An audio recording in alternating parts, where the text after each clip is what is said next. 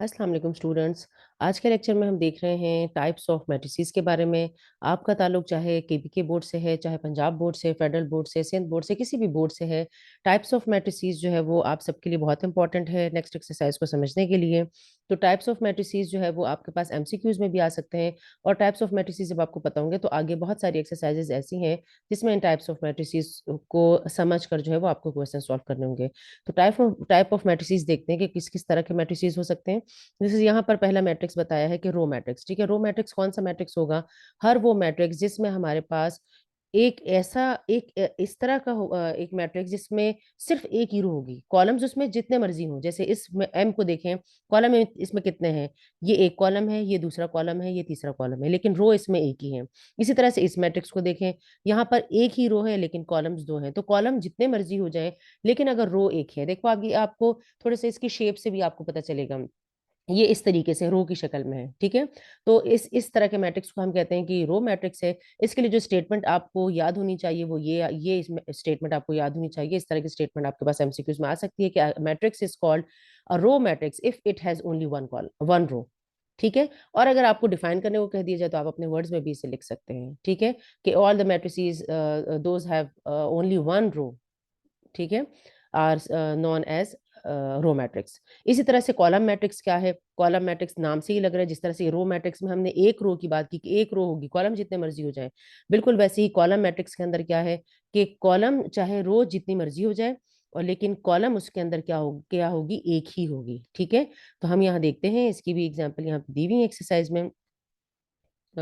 यहाँ पर ये हम देखते हैं, ये देखें, ये ये यहाँ पर कॉलम मैट्रिक्स की यहाँ पर एग्जांपल दी हुई है। कॉलम मैट्रिक्स में देखें क्या है, यहाँ पर सिर्फ एक ही कॉलम है, दो रोज हैं लेकिन कॉलम एक ही है। यहाँ पर तीन रोज हैं लेकिन कॉलम एक ही है। ठीक है, रोज और कॉलम्स मैंने अपनी प्रीवियस जो है वो वीडियो में आपको एक्सप्लेन किया था कि रोज और कॉलम्स क्या होते हैं। तो जिसमें एक कॉलम होगा, इससे शेप से भी आपको पता चल जाएगा। देखो ये इस तरह से वर्टिकल फॉर्म में होगा, तो हम कहेंगे कि इसकी जो इस मैट्रिक्स की जो टाइप है वो कौन सी टाइप है, कि ये रो मैट्रिक्स, कॉलम मैट्रिक्स है। इसी तरह से अब रेक्टेंगुलर मैट्रिक्स का देखते हैं। रेक्टेंगुलर मैट्रिक्स कौन से मैट्रिक्स होते हैं? हर वो मैट्रिक्स जिसमें नंबर ऑफ रोज और नंबर ऑफ कॉलम्स इक्वल ना हो, अगर, तो वो मैट्रिसेस जो है वो कौन से मैट्रिक्स कहलाते हैं? वो कॉलम मैट्रिक्स वो रेक्टेंगुलर मैट्रिक्स कहलाते हैं। ठीक है, नाम से लग रहा है रेक्टेंगल, इसका मतलब ये है कि वो देखने में कुछ रेक्टेंगल शेप का होगा। जैसे इसे देखें, ये रेक्टेंगल शेप का मैट्रिक्स है। सही है, यहाँ पे देखें इसे, ये इस तरह से बन रहा है, देखो रेक्टेंगल बनेगा, इसकी शेप ही रेक्टेंगल होगी। इस तरह से इसको देखो, ये रेक्टेंगल होगा। इसमें नंबर ऑफ रोज और नंबर ऑफ कॉलम्स इक्वल नहीं होते। ठीक है, यहाँ पर देखें रोज और कॉलम्स इक्वल नहीं है। ये वैसे तो रो मैट्रिक्स भी है, ये कॉलम मैट्रिक्स भी है, लेकिन चूंकि शेप इसकी स्क्वायर फॉर्म में नहीं है तो ये रेक्टेंगुलर मैट्रिसेस में भी आ आते हैं। ठीक है, टाइप इसकी रेक्टेंगुलर भी है तो ये रो मैट्रिक्स लेकिन रेक्टेंगुलर टाइप का है, क्योंकि देखो रेक्टेंगल बन रहा है। सही है, रेक्टेंगल में ऑपोजिट साइड्स इक्वल होती है ना, तो बिल्कुल इसका भी ऐसे ही होगा। इसमें नंबर ऑफ रोज और नंबर ऑफ कॉलम्स इक्वल नहीं होते। जैसे यहाँ देखें, यहाँ पे कितनी रोज हैं? 3 रोज हैं, लेकिन कॉलम्स कितने? 2 हैं। तो 3 is not equal to 2। 3/2 order है इसका। इसका ऑर्डर क्या है? इसमें 2 रोज हैं और 3 कॉलम्स हैं, इसमें 1 रो है और 3 कॉलम्स हैं। देखो number of rose number of columns equal नहीं है। इस तरह से इसमें 3 रोज हैं और 1 कॉलम है। ठीक है, तो जब नंबर ऑफ रोज और नंबर ऑफ कॉलम्स जो है वो इक्वल नहीं होते तो हम कहते हैं कि ये रेक्टेंगुलर मैट्रिक्स है। इसी तरह से अब नेक्स्ट देखते हैं। नेक्स्ट में क्या कहते हैं कि स्क्वायर मैट्रिक्स। अब नाम से लग रहा है वो, अगर रेक्टेंगल में हमने रेक्टेंगल शेप का देखा तो स्क्वायर। अच्छा, मैं इसका ये भी बता दूं कि आपने कौन सी स्टेटमेंट इसमें नोट करनी है। यहाँ पर देखें कि ये a matrix M is called rectangular if the number of rows of M is not equal to the number of columns of M. ठीक है, एम मैट्रिक्स को नाम दिया है एम। यहाँ ए भी हो सकता है, यहाँ बी भी लिखा जा सकता है, यहाँ सी भी लिखा जा सकता है, तो इससे आपने कंफ्यूज नहीं होना। M is the name of a matrix, सिर्फ नाम दिया है, एम मैट्रिक्स को नाम दिया है। जैसे यहाँ ए नाम दिया है, यहाँ बी नाम दिया है, यहाँ सी नाम दिया है, यहाँ डी नाम दिया है। तो इट डजेंट मैटर कि आप मैट्रिक्स को क्या नाम दे रहे हैं। तो इसका अगर एमसीक्यूज में यहाँ पर ए बी सी डी आ जाता है तो आपने इससे कंफ्यूज नहीं होना है। ठीक है, यहाँ पे नाम चेंज किया जा सकता है। इसी तरह से अब स्क्वायर मैट्रिक्स के लिए देखें, बिल्कुल वैसी जैसे रेक्टेंगल की हमने शेप देखी, यहाँ पर अब देखें बिल्कुल स्क्वायर शेप होगी, यानी कि ये हर तरफ से एक जैसा होगा। इसमें नंबर ऑफ रोज और नंबर ऑफ कॉलम्स जो है वो इक्वल होंगे। ठीक है, यहाँ पे जैसे 2 रोज हैं और 2 कॉलम्स। इस तरह से बी मैट्रिक्स के अंदर कितनी है? 3 रोज है, 1 2 3, 3 रोज हैं और 3 कॉलम्स हैं। इसी तरह से इसके अंदर क्या है? एक रो है और एक ही कॉलम है, 1 बाय 1 का मैट्रिक्स है ये। ठीक है, तो ये स्टेटमेंट आपने इसमें याद रखनी है कि a matrix is called a square matrix if its number of rows is equal to its number of columns. इस तरह से यहां पर भी ऐसा दिया जा सकता है, एम को हटाया जा सकता है कि a matrix is called a rectangular matrix if the number of rows and number of columns are not equal. ठीक है, इस तरह से दिया जा सकता है। इसी तरह से अब नॉन जीरो नल और जीरो मैट्रिक्स को देखते हैं। नल और जीरो मैट्रिक्स क्या है, ये भी नाम से पहचाना जा सकता है कि हर वो मैट्रिक्स जिसमें all the elements are zero. ठीक है, यानी कि अ मैट्रिक्स, ये स्टेटमेंट आपने इसमें देखनी है, a matrix is called a null matrix और zero matrix if each of its entries is zero. ठीक है, यहाँ देखिए चाहे उसकी कोई सी भी शेप हो, लेकिन अगर सारी एंट्री जीरो है तो हम कहेंगे कि ये एक नल मैट्रिक्स है। ठीक है, या जीरो मैट्रिक्स है। ट्रांसपोज ऑफ अ मैट्रिक्स क्या होता है, ट्रांसपोज में हम क्या करते हैं कि रोज और कॉलम्स को इंटरचेंज करते हैं। जैसे यहाँ देखो डेफिनेशन यहाँ लिखी हुई है कि a matrix obtained by changing the rose into the columns और कॉलम्स इनटू रोज, यानी कि रोज को कॉलम्स में इंटरचेंज कर दो या कॉलम्स को रोज में इंटरचेंज कर दो, दोनों तरह से जो मैट्रिक्स बनता है वो ट्रांसपोज ऑफ अ मैट्रिक्स कहलाता है। ठीक है, तो ये आपने इसमें स्टेटमेंट आपने याद रखनी है, आपने इससे इसे पहचानना है कि रोज इनटू कॉलम्स और कॉलम्स इनटू रोज है। ठीक है, हमारे बहुत सारे स्टूडेंट्स ऐसे हैं जिन्होंने जो है वो बहुत ज़्यादा जो है वो उनकी इंग्लिश अच्छी नहीं है, या उन्हें बहुत ज़्यादा इंग्लिश में जो स्टेटमेंट्स हैं वो समझ में नहीं आती, तो वो इस तरह के कुछ की पॉइंट्स अपने पास नोट किया करें। ठीक है, और इसे समझने की भी कोशिश किया करें, क्योंकि आगे की क्लासेस में आपके लिए इनको समझना बहुत ज़रूरी है। ठीक है, अच्छा, ट्रांसपोज ऑफ मैट्रिक्स को हम नोट लिखते किस तरीके से, डिनोट किस तरह से करते हैं, वही जो मैट्रिक्स का नाम होता है, जैसे लेट सपोज ए नाम है, तो ए के ऊपर छोटा सा एक टी लगा दिया। ठीक है, अच्छा, ये टी कैपिटल भी हो सकता है, जरूरी नहीं है कि स्मॉल में आप लिखें, कैपिटल भी हो सकता है, लेकिन इस बुक में फिलहाल सिर्फ मुझे स्मॉल ही नजर आ रहा है, कैपिटल कहीं पर भी नहीं लिखा। लेकिन चूंकि कैपिटल से लिखा जा सकता है, तो हो सकता है कि आपको पेपर में इसमें कैपिटल में लिख दिया जाए, तो आपने इससे परेशान नहीं होना, ये ट्रांसपोज ही कहलाएगा। ठीक है, और किस तरीके से बनाया जाता है अभी मैं बनाकर आपको दिखाती हूँ। जैसे ये एक मैट्रिक्स है ए, ठीक है, इसकी ये जो फर्स्ट रो है इसको आपने लेना है और इसको आपने इसके रो की बजाय कॉलम में लिखना है। जैसे 1 2 3 ये रो में है, ठीक है, 1 2 3 रो में है, तो आपने इसको क्या करना है, कॉलम में लिखना है। यहाँ बना हुआ है लेकिन मैं आपको ये बनाकर दिखाती हूँ। ठीक है, 1 2 3 रो की शक्ल में, आपने इसको कॉलम की शक्ल में लिखना है ऐसे। 2 1 0 सेकेंड रो है, यहाँ पर आप इसको सेकंड कॉलम बना लें, 2 1 0। -1 4 -2 थर्ड रो है, आप इसको थर्ड कॉलम बना लें, -1 4 -2। ठीक है, इस तरह से हम बनेगा। तो ये अगर ए है, ये क्या हो गया, ये ए ट्रांसपोज है, यहाँ पर हम लिख देते हैं ए ट्रांसपोज। ठीक है, इसी तरह से बी को देखें, बी में भी है, चाहे किसी भी शेप का मैट्रिक्स हो, स्क्वायर मैट्रिक्स है, रेक्टेंगुलर मैट्रिक्स है, रो मैट्रिक्स है, कॉलम मैट्रिक्स है, आप इसका ट्रांसपोज ले सकते हैं। ये तो स्क्वायर मैट्रिक्स था, अब ये रेक्टेंगुलर मैट्रिक्स की एक एग्जांपल भी दी हुई है।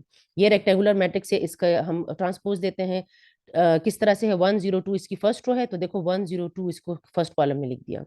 इस तरह से 2 -1 सेकंड रो है, 2 -1 3 को सेकंड कॉलम में लिख दिया। ठीक है, इस तरह से अब इस वाले मैट्रिक्स को देखो, एक रो मैट्रिक्स की एग्जांपल भी दी हुई है, रो मैट्रिक्स कॉलम मैट्रिक्स की शक्ल में चेंज हो जाएगा। जैसे 0 और 1 रो में है, तो आपने इसने फर्स्ट रो है, आप इसको फर्स्ट कॉलम की शक्ल में लिख दें 0 1। यानी रोज को कॉलम्स में इंटरचेंज करना या कॉलम्स को रोज में इंटरचेंज करना जो है वो क्या कहलाता है, ट्रांसपोज ऑफ अ मैट्रिक्स कहलाता है। ठीक है, अब हम देखते हैं कि आगे हमें यहाँ पर और क्या दिया है, नेगेटिव और स्क्वायर मैट्रिक्स दिया है, नेगेटिव नेगेटिव ऑफ मैट्रिक्स दिया है। नेगेटिव ऑफ मैट्रिक्स का मतलब ये है कि अगर एक मैट्रिक्स ए है और एक और मैट्रिक्स है और उसकी सारी एंट्रीज इसी जैसी हैं, जैसे हमने इक्वल मैट्रिक्स का पढ़ा था कि सारी एंट्रीज एक जैसी हो, मैंने कहा था तब वो दोनों मैट्रिक्स इक्वल हो जाते हैं। लेकिन इसमें क्या है, ये नेगेटिव ऑफ अ मैट्रिक्स है, तो इसका मतलब ये है कि अगर एक मैट्रिक्स जो है वो दूसरे मैट्रिक्स जैसा ही है, बिल्कुल सारी एंट्रीज एक जैसे, सिर्फ साइन ऑपोजिट है, साइन जो है वो चेंज है। जैसे इसमें 1 पॉजिटिव है, इसमें 1 नेगेटिव है, इसमें 2 नेगेटिव है, इसमें 2 पॉजिटिव है, इसमें 3 पॉजिटिव है, 4 पॉजिटिव है, इसमें 3 नेगेटिव और 4 नेगेटिव है। देखो सारी एंट्रीज एक जैसे हैं, सारे करस्पॉन्डिंग एलिमेंट्स एक जैसे हैं, लेकिन विद ऑपोजिट साइन। तो हम कहेंगे कि अगर ये ए है तो ये -a है, इसका नाम क्या हो जाएगा, -a हो जाएगा। ठीक है, अब इस तरह से सिमेट्रिक मैट्रिक्स देखते हैं। सिमेट्रिक मैट्रिक्स हम उस मैट्रिक्स को कहते हैं कि जब हमारे पास एक मैट्रिक्स है एम या कोई सा भी मैट्रिक्स है और आप उसका ट्रांसपोज लें, ठीक है, और ट्रांसपोज वापस एम मैट्रिक्स की शक्ल में आ जाए, यानी कि ट्रांसपोज देने से उस मैट्रिक्स पर कोई फर्क ही नहीं पड़ा, उसका ट्रांसपोज उसके जैसा ही है। ठीक है, और ये कौन से मैट्रिक्स होते हैं, यहाँ पर देखें, ये हमेशा स्क्वायर मैट्रिक्स ही होंगे। सिमेट्रिक मैट्रिक्स हमेशा स्क्वायर, क्योंकि देखो रेक्टेंगल तो इसलिए नहीं हो सकता कि यहाँ देखें ट्रांसपोज वाली एग्जांपल में जब हमने देखा था, तो ट्रांसपोज वाली एग्जांपल में आपने नोट की होगी एक बात कि ट्रांसपोज में चूंकि रोज और कॉलम्स को इंटरचेंज करते हैं ना, तो इसकी शेप बदल जाती है। सिर्फ स्क्वायर में देखो शेप नहीं बदली, वरना यहाँ देखें बी देखें रेक्टेंगुलर मैट्रिक्स था ना, तो इसकी शेप बदल गई, ये इस तरह से था, ये इस शेप में आ गया, वर्टिकल शेप में आ गया। इस तरह से यहाँ सी वाले को देखें, ये इस शेप में था, हॉरिजेंटल शेप में था, तो ये देखें वर्टिकल शेप में आ गया इस तरह से। ठीक है, तो स्क्वायर मैट्रिक्स तो हो ही नहीं सकता, उसमें तो शेप ही बदल जाती है, ऑर्डर ही बदल जाता है मैट्रिक्स का। ठीक है, शेप बदलने का मतलब कि ऑर्डर बदल जाता है मैट्रिक्स का, डिटर की डायमेंशन बदल जाती हैं। जैसे ये अगर 1/2 है, यानी कि इसमें 1 रो है और 2 कॉलम्स है, तो ये क्या है, ये 2/1 है, इसमें 2 रोज बन गई हैं और 1 कॉलम बन गया है।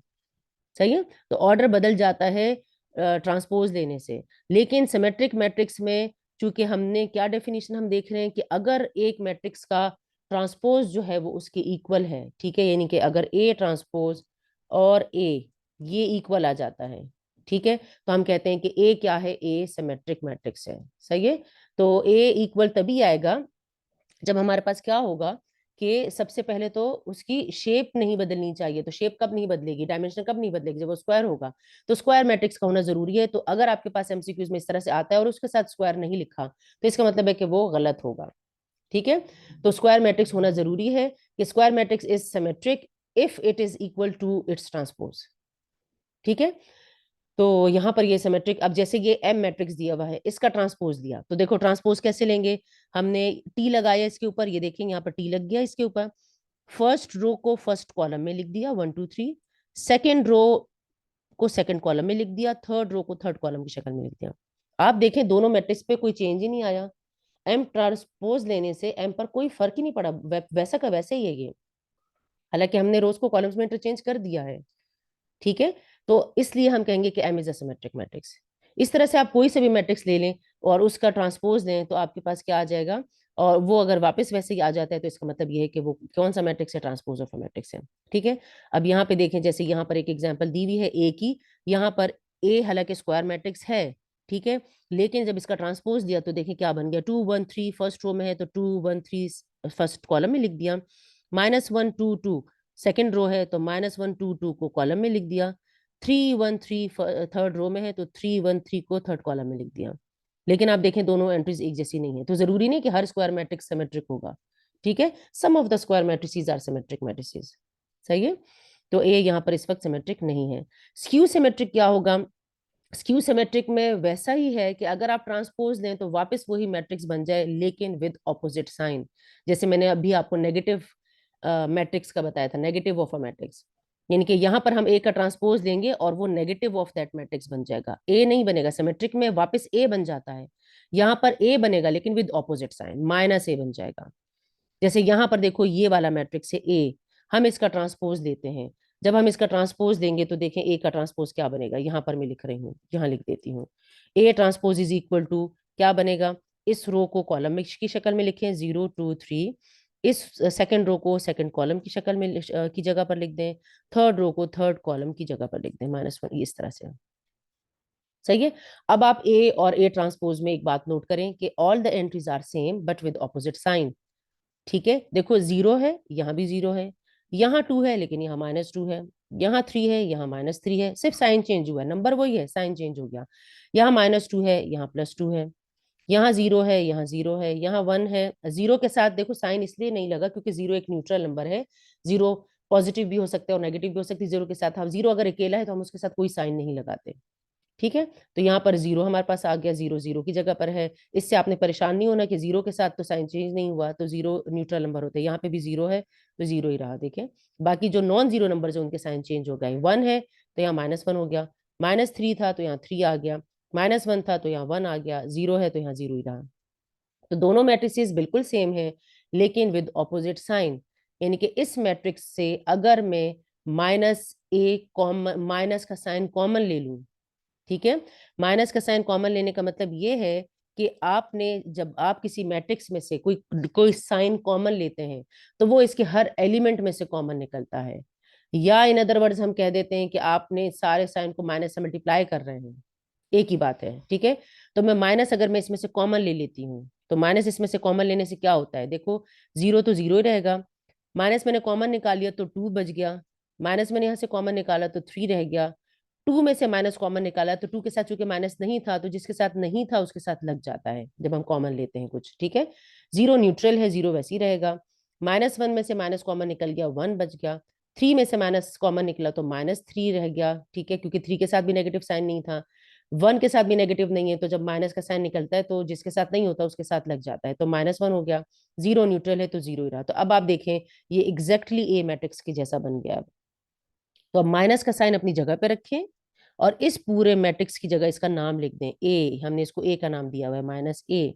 तो देखो अब डेफिनेशन पूरी हो रही है ना, A transpose is equal to -A, ठीक है। तो हम कहेंगे कि ए मैट्रिक्स जो है ये कौन सा है, स्क्यू सिमेट्रिक है। सिमेट्रिक तो है यहाँ पर, सेम सेम बन रहा है लेकिन विद ऑपोजिट साइन बन रहा है, तो इसलिए हम कहेंगे कि ये कौन सा है, स्क्यू सिमेट्रिक। जब ऑपोजिट साइन के साथ होगा तो स्क्यू सिमेट्रिक होगा, ठीक है। अब हम देखते हैं, नेक्स्ट देखते हैं, नेक्स्ट कौन सी टाइप बताई है। अब ये डायगनल टाइप, डायगनल मैट्रिक्स का बताया। डायगनल मैट्रिक्स कौन से मैट्रिक्स होते हैं, हर वो मैट्रिक्स जिसमें डायगनल के अलावा ये मेन डायगनल होता है, ठीक है। ये बात आपने याद रखनी है कि मैट्रिक्स के अंदर ये वाली जो एंट्री होती है, ये मैं आपको बता देती हूँ, ये वाली जो एंट्री होती है ये डायगनल होती है। ये वाला मेन डायगनल इसे कहते हैं, ये मेन है। दो डायगनल है, देखो एक ये भी बनता है, जैसे हम एक स्क्वायर लेते हैं या एक रेक्टेंगल लेते हैं तो उसके अंदर एक ये डायगनल बनता है और एक ये भी तो डायगनल बन सकता है, दोनों डायगनल है ना, ठीक है। तो ये मेन डायगनल होता है, ये वाला मेन डायगनल नहीं होता, ये सेकेंडरी डायगनल कहलाता है। लेकिन आपका इसमें कोई, हाँ, इसका कोई रोल नहीं है, आपने मेन डायगनल को याद रखना है, ये मेन डायगनल है, ठीक है। अगर मेन डायगनल में सारी, मेन डायगनल के अलावा बाकी सारी एंट्रीज जीरो हो जाए तो इसका मतलब है कि ये डायगनल मैट्रिक्स है। एंट्रीज का सेम होना, नेगेटिव पॉजिटिव होना, इससे कोई फर्क नहीं पड़ता, ठीक है। 1 2 0 0 1, देखो एक जीरो भी आ सकता है, लेकिन बस आपने ये देखना है कि डायगनल के अलावा बाकी सारी एंट्री जीरो होंगी। देखो ये सब जीरो हैं, डायगनल भी कोई एक आध जीरो आ सकता है। जैसे अगर मैं ऐसे लिख दूं, अगर मैं ऐसे लिख दूं 0 0 0 0 0 0 और 0 0 3, ठीक है, ये भी डायगनल होगा। देखो इसके अलावा बाकी सब जीरो हैं। डायगनल में अगर कोई एक भी नॉन जीरो नंबर आ गया, ठीक है, और बाकी सारे जीरो हैं, तो वो डायगनल मैट्रिक्स ही होगा। तो ये भी एक, इससे इससे आपने कंफ्यूज नहीं होना, ठीक है। ये सारे एमसीक्यूज के लिए बहुत इंपॉर्टेंट है, एमसीक्यूज में आ सकते हैं। तो ये क्या है, ये हमारे पास डायगनल है, ये हमारे पास डायगनल है, ये हमारे पास डायगनल है, ये भी हमारे पास डायगनल है, ये भी हमारे पास डायगनल है, ये भी हमारे पास डायगनल है। और डायगनल के लिए भी जरूरी है कि मैट्रिक्स क्या होना चाहिए, स्क्वायर मैट्रिक्स होना चाहिए। डायगनल की डेफिनेशन में भी आपने ये बात जरूर पहले नोट करनी है, ठीक है। जैसे अगर ट्रू फॉल्स आ जाता है, एमसीक्यूज आ जाते हैं या फिल इन द ब्लैंक्स आ जाते हैं, तो स्क्वायर होना तो जरूरी है। ये डायगनल स्क्वायर में ही आते हैं, क्योंकि देखिए अगर स्क्वायर मैट्रिक्स नहीं होगा, अब यहाँ पे मैं एक ऐसा मैट्रिक्स लिखती हूँ जो स्क्वायर नहीं है, जैसे यहाँ पे मैं 1 लिखती हूँ, 2 लिखती हूँ, यहाँ -1 लिख देती हूँ, यहाँ 2 है, यहाँ 0 है, यहाँ 3 है, ये है, ये एक रेक्टेंगुलर मैट्रिक्स है। तो इसमें देखो डायगनल तो नहीं बनता, यहाँ तो इसके साथ तो नहीं आ रहा। अगर मुझे इसको भी, इस एंट्री को साथ लेना होगा तो मुझे ऐसे और ऐसे करना पड़ेगा इसको, ठीक है। तो डायगनल जो है वो हमेशा स्क्वायर मैट्रिसेस में ही देखे जाते हैं। तो डायगनल में अगर नॉन जीरो, डायगनल के अलावा अगर जीरो है, नॉन के अलावा अगर बाकी सारे नंबर जीरो हैं तो वो क्या है, डायगनल मैट्रिक्स है। तो ये डेफिनेशन आपने याद रखनी कि square matrix is called a diagonal matrix if at least anyone, at least का वर्ड लिखा है तो एटलीस्ट का मतलब ये हुआ कि कम से कम कोई एक एंट्री जो है डायगनल में नॉन जीरो हो। जैसे मैंने अभी जो लिखी थी एग्जाम्पल, उसमें मैंने सिर्फ 3 नॉन जीरो लिखा, बाकी सारे जीरो लिख दिए। तो कम से कम कोई एक एंट्री नॉन जीरो हो डायगनल में, और rest of the entries are जो है वो सब जीरो होंगे, यानी कि non diagonal entries are zero. Non diagonal means जो ये वाले हैं जो डायगनल में नहीं है, ठीक है। आप इसको ऐसे भी लिख सकते हैं कि rest of the entries are zero, इस तरह से भी लिख सकते हैं, सही है। तो अब ये हमारे पास हो गया डायगनल मैट्रिक्स। स्केलर मैट्रिक्स में देखते हैं, स्केलर मैट्रिक्स जो है वो डायगनल की तरह ही होता है, लेकिन फर्क क्या है उसमें कि डायगनल में हमने कहा कोई कंडीशन नहीं रखी, हमने सिर्फ ये कहा कि इस डायगनल के अलावा बाकी सारे एलिमेंट्स जो है वो नॉन जीरो होंगे, ठीक है। इसमें क्या है, स्केलर मैट्रिक्स में, स्केलर मैट्रिक्स में डेफिनेशन तो यही है, क्योंकि है तो ये डायगनल मैट्रिक्स ही, लेकिन डिफरेंस क्या है कि इसके डायगनल की एंट्री सारी एक जैसी होनी चाहिए, ठीक है। अब यहाँ डायगनल में जीरो नहीं चलेगा, क्योंकि देखो अगर डायगनल में जीरो हो गया और डेफिनेशन स्केलर की ये है कि डायगोनल में सारे एलिमेंट्स एक जैसे, तो वो तो सारे जीरो हो जाएंगे, तो फिर जीरो मैट्रिक्स बन जाएगा, फिर स्केलर स्केलर या डायगोनल की उसमें से निकल जाएगा। ठीक है, तो सारे zero zero zero zero zero सब सब जीरो हो जाएंगे, तो वो कौन सा होगा, वो जीरो मैट्रिक्स हो जाएगा। तो स्केलर मैट्रिक्स हर उस मैट्रिक्स को कहेंगे जिसमें हमारे पास सारी एंट्रीज जीरो होंगी एक्सेप्ट फॉर द डायगोनल, और डायगोनल में एलिमेंट कौन सा होगा, एक ही जैसा होगा। तो यहाँ देखें, यहाँ लिखा है अ डायगोनल मैट्रिक्स, अब यहाँ देखो स्क्वायर नहीं लिखा, अडायगोनल मैट्रिक्स लिखा है डेफिनेशन में। तो डायगोनल मैट्रिक्स की डेफिनेशन में हमने ऊपर पढ़ लिया कि डायगोनल मैट्रिक्स स्क्वायर मैट्रिक्स होते हैं, देखो डायगोनल मैट्रिक्स की डेफिनेशन में स्क्वायर मैट्रिक्स पढ़ लिया हमने। तो यहाँ पर दोनों चीजें कवर हो रही हैं कि a diagonal matrix is called a scalar matrix if the diagonal entries are same, बस इतनी सी डेफिनेशन है। ठीक है, एंड नॉन जीरो भी होना जरूरी है।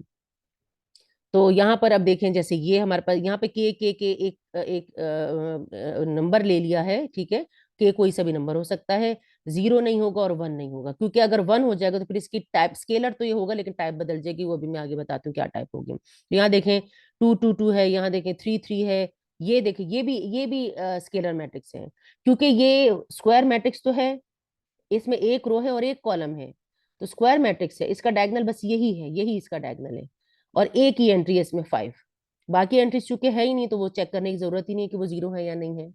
सही है, और को डायगोनल बड़ा नहीं है, सिर्फ डायगोनल में एक ही एलिमेंट है, तो ये भी नहीं चेक करना कि सारे डायगोनल के एलिमेंट्स एक जैसे हैं या नहीं है। तो ये भी हमारे पास कौन सा मैट्रिक्स है, स्केलर मैट्रिक्स है। आइडेंटिटी मैट्रिक्स कब बनेगा, अगर इसी स्केलर मैट्रिक्स में हमारे पास डायगोनल में वन आ जाता है, तो हम कहेंगे कि ये आइडेंटिटी मैट्रिक्स है, इसे हम कैपिटल आई से रिप्रेजेंट करते हैं। ठीक है, तो डेफिनेशन में क्या लिखा है, अ डायगोनल मैट्रिक्स, तो डायगोनल मैट्रिक्स है, तो डेफिनेशन यहाँ पे दोनों चीजें कवर हो गई कि क्या क्या कवर हुआ इसमें, इसमें ये कवर हुआ कि वो स्क्वायर मैट्रिक्स होना चाहिए। ठीक है, identity matrix are always square matrices, scalar matrices are always square matrices. ठीक है, इसी तरह से जो हमने ऊपर पढ़ा diagonal matrices are always square matrices. ठीक है, तो अ डायगोनल मैट्रिक्स, अब इसमें क्या क्या चीजें कवर होगी कि स्क्वायर भी होना चाहिए, और क्या है कि डायगोनल के अलावा बाकी सारी एंट्री जीरो होनी चाहिए, क्योंकि डायगोनल की डेफिनेशन में हमने पढ़ा था डायगोनल मैट्रिक्स। तो इन्होंने डेफिनेशन का स्टार्ट ही डायगोनल मैट्रिक्स से किया, a diagonal matrix is called identity, या यूनिट मैट्रिक्स भी कहते हैं इसे, if all diagonal entries are one. ठीक है, डायगोनल एंट्रीज जो है वो उसमें वन होगी। तो यहाँ पर हमारे पास क्या होगा, ये हमारे पास आइडेंटिटी में बन जाएगा, कौन सी आइडेंटिटी, थ्री बाय थ्री का। ठीक है, इसका ऑर्डर जो है वो थ्री बाय थ्री होगा, यहाँ पर आप इसको थ्री बाय थ्री लिख सकते हैं।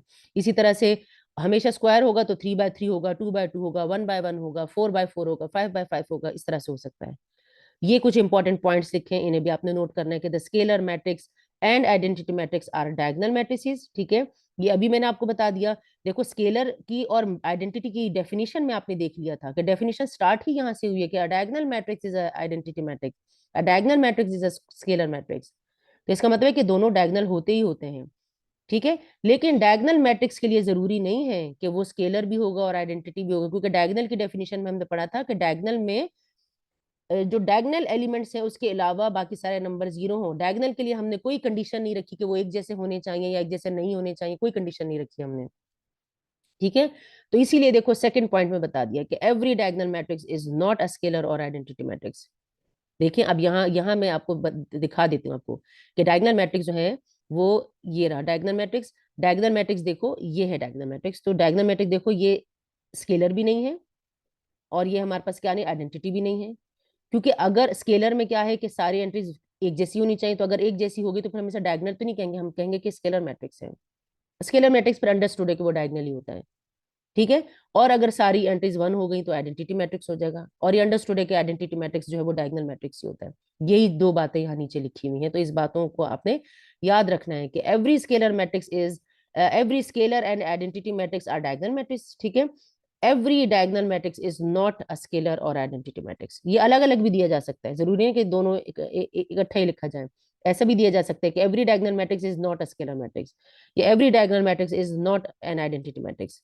ठीक है, तो ये हमारे पास हो गई मैट्रिक्स की जो टाइप्स हमने देख ली।